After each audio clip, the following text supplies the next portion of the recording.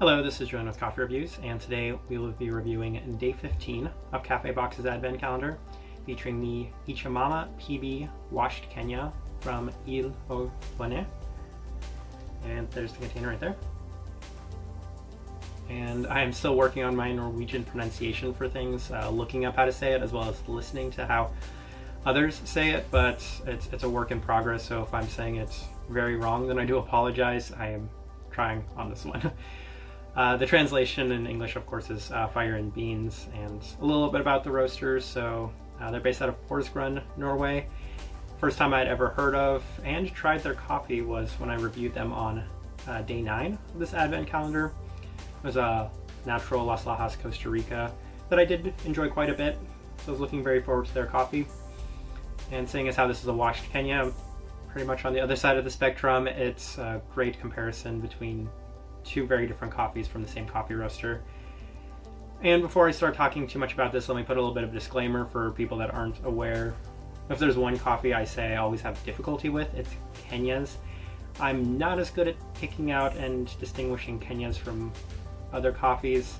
That is to say, if you gave me 100 cups of coffee and one Kenya, I could pick out the Kenya instantaneously, but I have a very hard time describing the Kenya aside from acidic tomato to you, because it's just trickier for me. But let's start talking about the details of this coffee. 15:1, it's 201 degrees, and then it's a standard Nordic light roast. So again, recipe stayed the same roast profile for this coffee as it has been with other coffees, but now let's start talking about the coffee itself.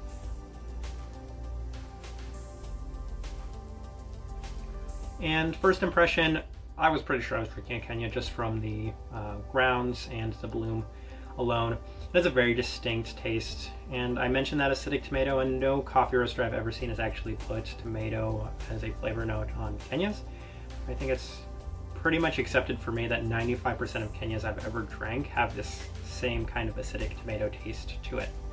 And that was my first impression, and once I get that first impression, it's really hard for me to get past that and try to pick out the other things that are coming from this coffee. I was getting some sort of slight citric fruity bitterness. And then I think I could only pick out and describe as maybe a bitterness from a grapefruit. And after it had cooled down, there was another kind of citric flavor that I had a little bit of difficulty picking out. But a really positive thing I want to say about this coffee was the finish, and especially after it had cooled down in the finish, was this what I would describe as a Thin Mint Girl Scout cookie. It was actually really nice. I've never had something like that from a Kenyan coffee, so I thought that was pretty unique and special, and my most enjoyable part of this coffee. After a bit of kind of thinking over it, I had kind of settled on it being maybe a lime taste, and when I looked at the taste profile afterwards, it says blackberry and lime up front. I'm like, okay, well, I guess I'm probably right on the lime. That was a guess. And then it says to a mint chocolate, so the cookie at the end makes a lot of sense. I think I did an okay job with this for a change. Again, I'm not great at Kenyas. But let me go ahead and put up the tasting wheel right now so you can see what I was getting. And the tasting wheel is all over the place because I often feel Kenyas can be all over the place.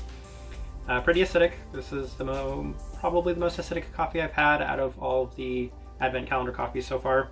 The berry fruit I put high because technically tomatoes are berry fruit, so there it is. Citrus fruit pretty high, and then the chocolate, of course, for the mint chocolate.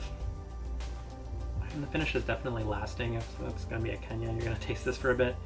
And that's what I want to emphasize. I know some people absolutely adore Kenyas. I just have a hard time with them.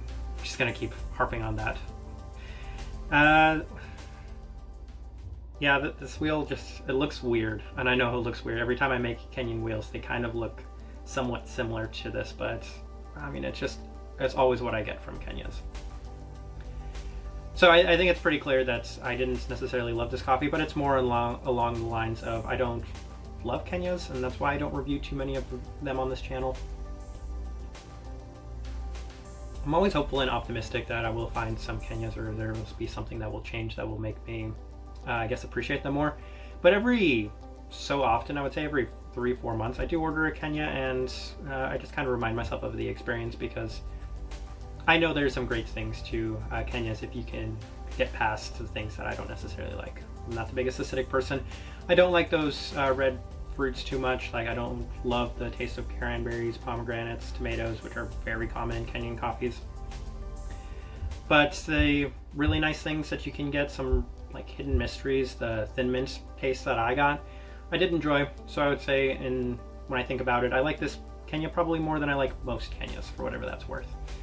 And for that's the type of person I would suggest this coffee to, is definitely your Kenya lovers. This is definitely a Kenyan coffee. It has that typical Kenyan taste that Kenyan lovers absolutely love. And then it does have some, I guess, more out there things. I know lime isn't as normal, and I would say this kind of mintier chocolate taste isn't as normal. So that's who I would suggest this coffee to. And I think that's the best I can do with something I'm not great at. So I'll leave it at that. If you have tried this coffee, please let me know. If you have thoughts on Kenyas, I always love to hear what people have to say about Kenyas, so leave that down below as well. If you're enjoying the content, give this video a like and subscribe if you're not already subscribed. This right here has been a review of the Ichamama PV washed Kenya from Ile of Bønner. Thank you for watching.